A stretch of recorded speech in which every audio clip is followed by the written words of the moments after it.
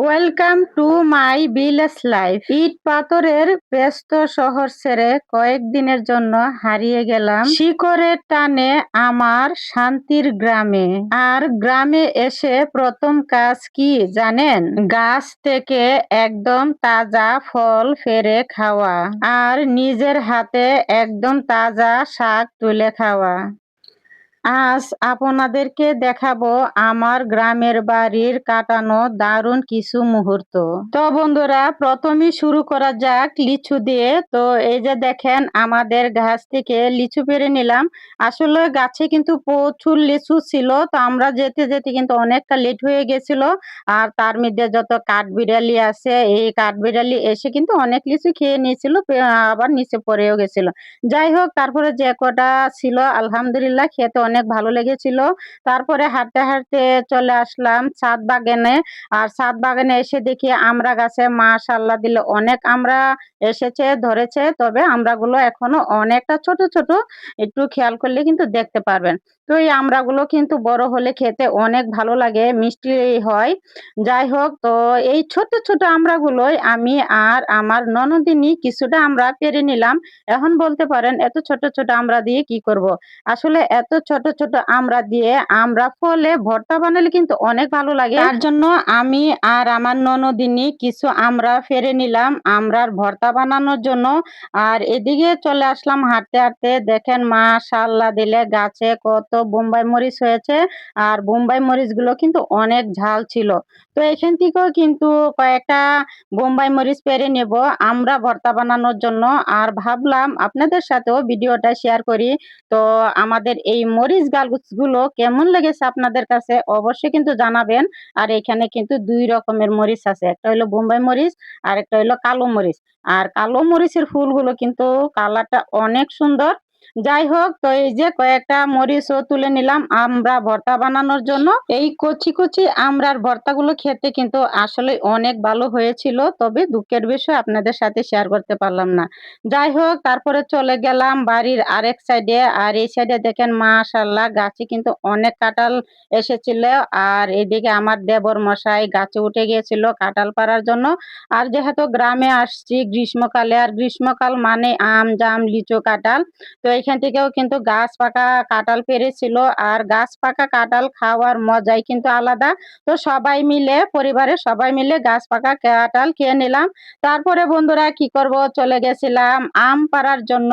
আর আম পাড়ার জন্য সবাই চলে আসছি, আমি আমার দেবর ননদিনী সবাই মিলে গাছ থেকে কুটা দিয়ে আম পাড়ছি। আর গাছের যে পাকা আম, একদম গাছ পাকা আম, সেটাও খেয়ে নিলাম।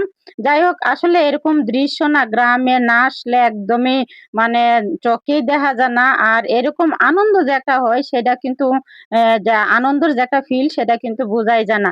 তো আমার মতো যারা যারা গ্রামে এবার ঈদে আসছে তারাই কিন্তু বলতে পারবে গ্রামে আসার আনন্দ এবং মজাটা কতটুকু, ঠিক তাই না বন্ধুরা? আর যারা গ্রামে থাকে তো তারা তো জানি সবসময় গ্রামের আনন্দ কেমন। যাই হোক, তো একদিন আবার চলে গেলাম আমার ননদিনীর বাসায়। তো ওইখানেও যাই দেখি মাশাআল্লাহ লেবু গাছে অনেক লেবু হয়েছে, আম গাছে অনেক আম হয়েছে। তো নন্দায় মানে ননদিনীর স্বামী তো আমাদের জন্য কিন্তু প্রচুর আম পাড়ছিল। তো সেই আমের ভিডিওটাও কিন্তু আগেও আপনাদের সাথে শেয়ার করেছিলাম, তো আবারও শেয়ার করলাম যেহেতু পুরো ভিডিওটা দেখাচ্ছি গ্রামের আপনাদের সাথে। তো যাই হোক, তো এই আমগুলো কিন্তু মাশাআল্লাহ অনেকটা বড় হয় আর এত মিষ্টি হয় খেতে কি বলবো, অনেক ভালো লাগে। যাই হোক বন্ধুরা, তারপরে চলে আসছিলাম শাক তোলার জন্য বিলের পার। তো এটা কিন্তু একটা নদী, তো আমাদের এদিকে নদীটার নাম বাহাত্তা নদী। তো নদীর পাড়ে কিন্তু অনেক সুন্দরভাবে শাক হয়েছিল। তো এখান থেকে নিজের হাতে শাক তুলে নিলাম। আসলে নিজের হাতে শাক তোলার আনন্দটাই কিন্তু অন্যরকম। যাই হোক বন্ধুরা, তো এদিকে দেখেন একটা ফুল গাছে মাশাআল্লাহ কত সুন্দর ফুল হয়েছে। ফুল গাছটা একটু দেখালাম, কেমন লেগেছে আপনাদের কাছে অবশ্যই জানাবেন। তো ফুল গাছের লগেই কিন্তু আবার যে মিষ্টি লাউয়ের গুড়ি, তো গুড়ি থেকে কিছুটা শাক তুলে নিয়েছিলাম। তো গ্রামে আসছি শাকসবজি খাবো না এটা হতে পারে। যাই হোক, তো দুপুরে শাক ভাজি করার জন্য তো এখান থেকে বেশ কিছুটা কুমড়ো শাক কেটে নিয়েছিলাম। আর এই যে দেখেন বন্ধুরা কালো কালো কচু, এই কচুগুলো কিন্তু আমাদের এদিকে দস্তর কচু বলে, আপনাদের এদিকে কি কচু বলে অবশ্যই জানাবেন। তো এখান থেকে কিছু দস্তর কচু আর কুমড়ো শাক পেরে নিয়েছি, এগুলো দুপুরের জন্য। জন্য।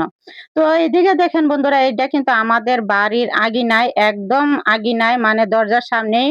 আর আমার শাশুড়ি কিন্তু কত সুন্দর একটা পান গাছ, সরি এটা আম গাছ না পান গাছ।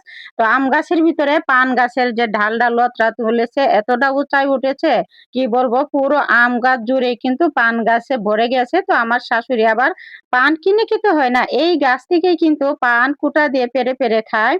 তো আসলে এই যে মনে করেন গাছ থেকে আম পাড়া, সাথে পান পাড়া, মানে কোনো কিছুই বাড়িতে কিনতে হয় না, একদম গাছ থেকে টাটকা টাটকা জিনিস খায়।